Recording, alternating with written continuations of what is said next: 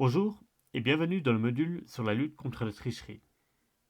Cette vidéo montrera que les mesures contre la tricherie prennent de plus en plus d'importance dans le travail de l'arbitre. Nous présenterons les points importants des directives de la FIDE à ce sujet, ainsi que quelques exemples issus de la pratique. Les premières lignes directrices contre la tricherie sont entrées en vigueur le 1er juillet 2014. Les directives sont depuis lors régulièrement révisées. Le règlement correspondant est le A.09 Anti-Cheating Regulations et le chapitre 3 du manuel de l'arbitre de la FIDE. Les règles du jeu d'échecs de la FIDE mentionnent également la thématique de la tricherie. Selon l'article 12, l'arbitre doit assurer un jeu équitable pour tous les participants et suivre les règles ou directives contre la tricherie. La prévention de la tricherie et l'examen des cas suspects est ainsi un devoir fondamental de l'arbitre lors d'une compétition. L'article 11 des règles de la FIDE concerne le comportement des joueurs. Il y est précisé que le joueur n'a pas le droit d'utiliser de sources d'information de quelconque manière, que ce soit des notes, conseils ou analyses sur un autre échiquier. Les appareils électroniques non autorisés par l'arbitre sont formellement interdits dans la salle de jeu durant une partie, mais les règles d'une compétition peuvent autoriser que ceux-ci soient déposés, éteints dans un sac, qui ne peut être utilisé par le joueur pendant la partie. Une violation de cette règle mène directement à la perte de la partie pour le joueur fautif et au gain pour son adversaire. Ici également, le règlement d'un tournoi peut prévoir une peine moins sévère. La thématique de la tricherie fait partie intégrante du cursus arbitral de la FIDE. Après l'obtention du titre d'arbitre national, il est recommandé de continuer à se former dans ce domaine en suivant par exemple un séminaire pour arbitre FIDE. L'arbitre doit également repenser son rôle en prenant en compte tous les aspects liés à la prévention de la triche. Il ne suffit plus d'observer les positions, mais il faut également garder un œil sur les joueurs dans la salle et savoir reconnaître des comportements suspects. Notamment, une attitude inhabituelle du joueur, la détection d'appareils suspects, du contact avec des tierces personnes ou toute utilisation de sources externes pouvant potentiellement donner des informations aux joueurs. Les téléphones portables ne sont pas les seuls appareils interdits. De plus en plus de joueurs portent désormais des montres connectées ou smartwatches qui sont également interdites pendant une partie car elles peuvent potentiellement permettre de communiquer, par message par exemple.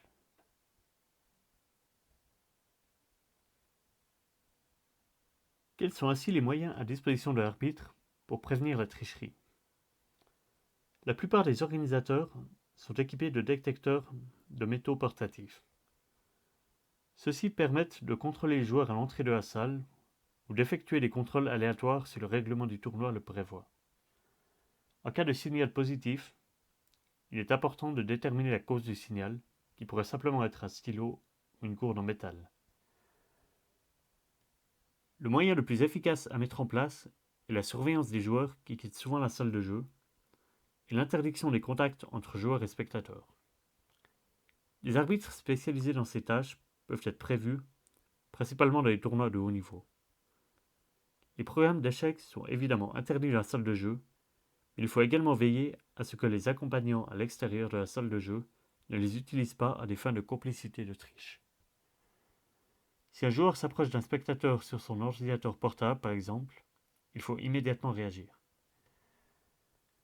La FIDE dispose d'un logiciel permettant l'analyse statistique des parties d'un joueur suspect en cas de dépôt de plainte officielle. Cet outil n'est cependant pas accessible directement aux organisateurs, en tout cas pour l'instant. Ce type d'outil mesure la qualité de jeu du joueur par rapport à ce qui est attendu en fonction de son niveau et permet de déterminer la probabilité qu'un tel joueur ait effectivement joué à un tel niveau de précision par rapport à son elo réel, sans aucune aide extérieure. Une probabilité suffisamment basse peut éveiller de sérieux soupçons d'assistance électronique. Il faut également vérifier la qualité de jeu de l'adversaire. Dans certains cas, ce peut simplement être l'adversaire qui a très mal joué. Un moteur d'échecs standard permet d'effectuer une première vérification. Il est important de préciser que la seule analyse d'une partie par un programme d'échecs ne permet pas de prouver qu'un joueur est coupable ou non.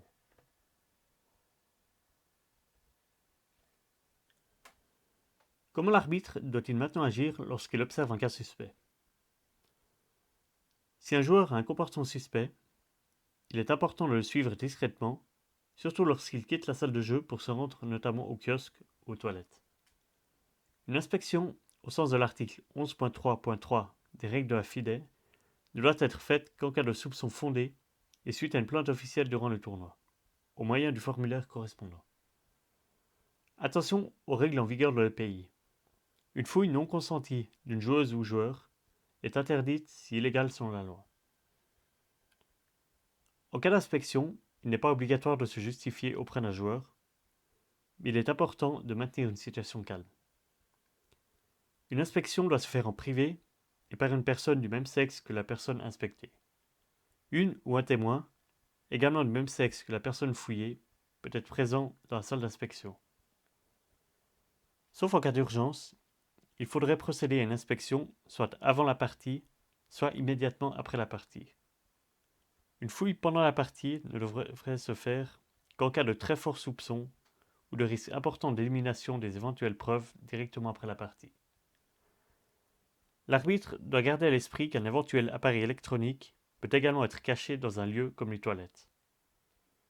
Si des inspections aléatoires sont effectuées, cela doit être annoncé à l'avance. Comment réagit-on maintenant comme arbitre lorsqu'une personne nous fait part d'une accusation contre un participant? Il est essentiel de prendre toute accusation au sérieux et de faire les recherches nécessaires.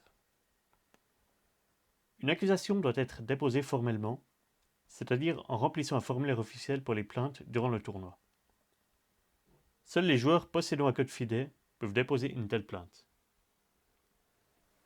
Un refus de remplir le formulaire doit être noté dans le rapport du tournoi, ainsi que le nom de la personne à la base de l'accusation. Dans un tel cas, le joueur accusé n'est pas informé par l'arbitre. Une fois le formulaire rempli, l'arbitre demande au joueur accusé de livrer un commentaire après sa partie. L'arbitre doit informer le joueur à la base de l'accusation de l'interdiction d'en faire part à des tiers. Sinon, il se pourrait que le joueur accusé s'en retrouve lui-même informé et adapte son comportement ou fasse disparaître des éléments de preuve. L'arbitre peut toutefois demander à d'autres personnes, des éventuels témoins, sans donner de détails ni de nom, s'ils ont remarqué quelque chose d'anormal dans la salle de tournoi. Il n'est pas acceptable de demander si le joueur X a fait quelque chose d'illégal. Les questions de l'arbitre ne doivent pas permettre d'identifier le joueur suspect. Tout élément doit ensuite être inscrit dans le rapport du tournoi.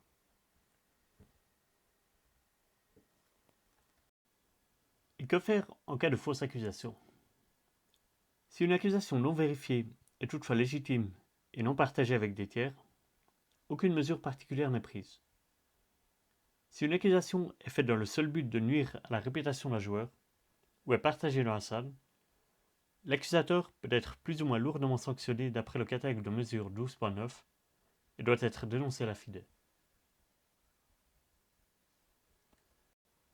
Pour clore ce module, voici quelques exemples tirés de la pratique. À l'Open de Vendeuvre en 2007, une joueuse fait un excellent tournoi et est accusée par plusieurs joueurs d'une même fédération de tricher au moyen de son rouge à lèvres qui permettrait de recevoir les coups depuis un ordinateur. Aucune preuve ne permet de vérifier cette information. À la dernière ronde, son adversaire, qui est l'un des plaignants, refuse de lui serrer la main et demande à l'arbitre de confisquer ses affaires et de surveiller ses déplacements. La joueuse perd cette partie et quitte le tournoi en larmes. Des témoins affirment que la joueuse a subi d'importantes pressions psychologiques pendant le tournoi. En septembre 2010, les plaignants ont chacun été sanctionnés par 6 mois de suspension de tournoi, avec sursis pendant 1 an.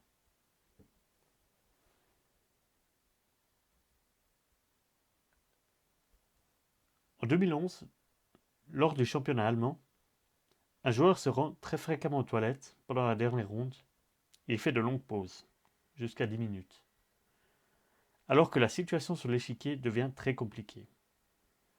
Son adversaire informe un arbitre qui trouve un téléphone sur le joueur suspect avec un programme d'échecs montrant la position en cours. Sa partie est immédiatement perdue et il est exclu du tournoi. Sa norme de maître international déjà obtenue est invalidée. Il est plausible qu'il ait également triché lors des rondes précédentes. La fédération allemande prononce une suspension de compétition de 2 ans et en informe la FIDE ainsi que les autres fédérations.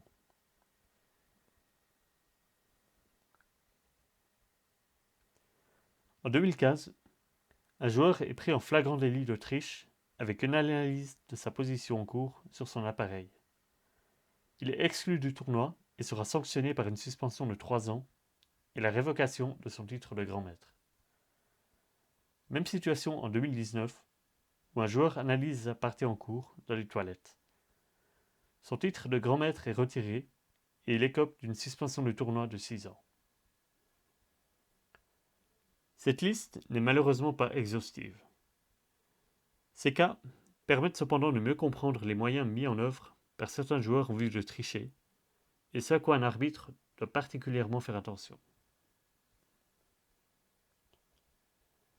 Nous sommes arrivés à la fin de ce module sur la lutte contre la tricherie, et nous vous remercions pour votre attention.